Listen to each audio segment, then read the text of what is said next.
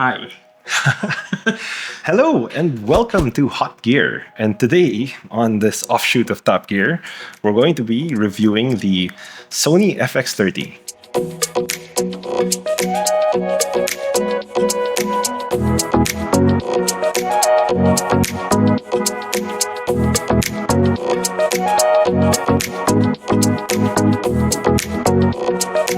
And for this one, definitely you'll see more of Charles.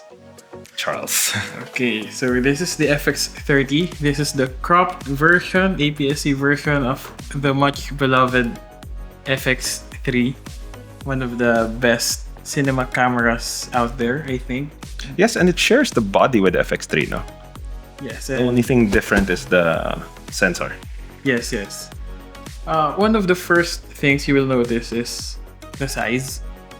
Medyo mas malaki siya compared to our typical Sony cameras like our A7 III. I have the A7 III, you have the A7 IV, yeah. So I want to talk first about the ergonomics. Okay. Yeah. Number one is sabi ko nga, yung grip kanina. It has a nice grip. And then next, there are multiple lights everywhere. Yeah. So when you press record, you'll really see and know that it's recording. Yeah, you can see the light here in the corner. There's a light here on top, and then there's a light in the back pa. Yep. Everywhere you look, it'll tell you you're recording, which I cannot stress enough is such a good feature. Tapos meron din siyang mga mounting points if maglalagay tayo ng iba't ibang attachments like external monitors, mics, additional grips. It has 3 at the top, 1 dito sa side na to, meron din dito, and of course yung sa baba. And then we'll flash a picture here of just a fully decked out one. No? So it's as close as you can get to a professional video camera. Yung maganda sa kanya, for me, is it's got a vent, which means it doesn't overheat. Because that's been an issue with our cameras so far. So A7 IV, A7 III, sometimes they just overheat. No? So this one doesn't, or at least we haven't been able to get it to overheat. It's really more a video camera though. So it's a Cinecam. It's in the Cinecam series of Sony. Alam ko this is Netflix certified. Yes, Which honestly we don't know. But basically, even if it's an APS-C camera, the camera is really focused on cinema, which means na some of you who might see this and think, oh, it looks like an SLR, it might be able to take some photos. Baka ma-disappoint kayo kasi this one doesn't actually take photos very well. Specifically, wala siyang burst function. Yes, and ang alam ko wala rin siyang RAW. Really? Yeah.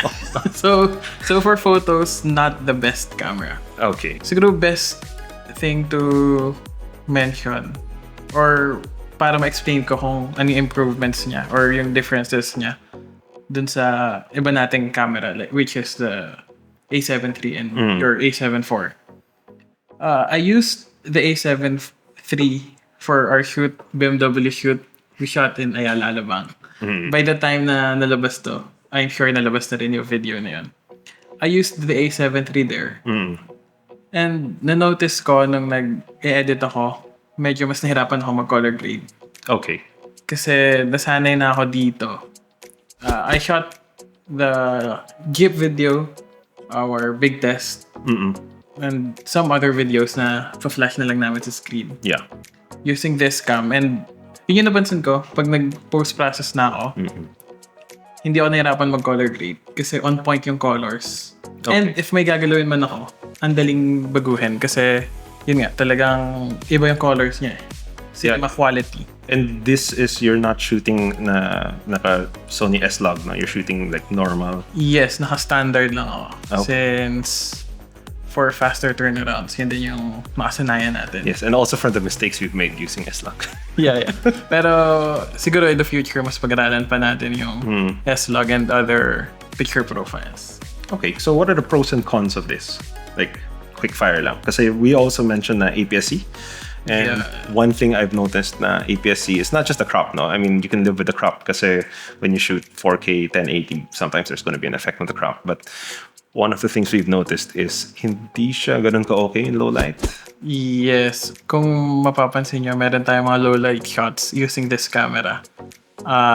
Medyo noisy yung clips natin. Pero also, like, is it noisy because of the camera or because of the lens? Both. Both. Kasi Okay. I've shot up to ISO 1.6 using my A7 III and usable pa yung files. Kaya nagulat ako na nag 1.6 ako dito. Medyo noisy na siya. I think it's because of the sensor din. Okay. It's a very good sensor when you have enough light. Yes. So as a pro, it's just easier to grade. The colors are on point na. YouTube loves the video quality you get out of this.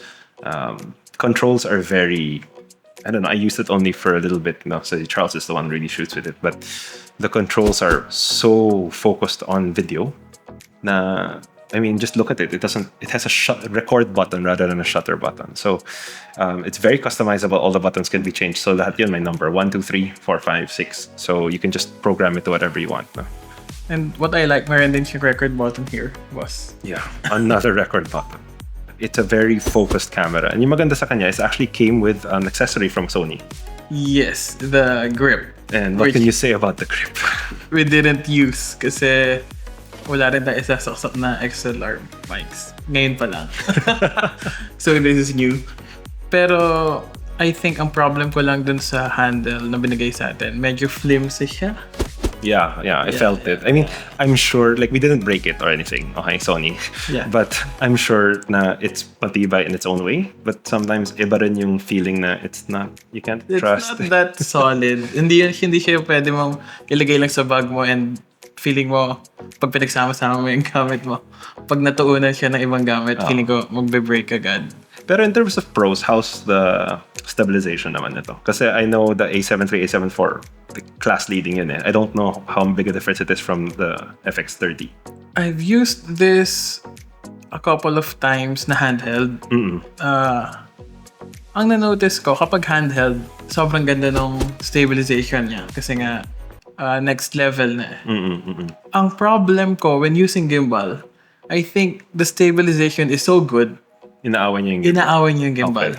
Okay. Kaya nung ginamit ko ulit yung A7 III last week for our BMW shoot, parang mas nadalian ako gamitin ulit yon. Okay. Using our gimbal.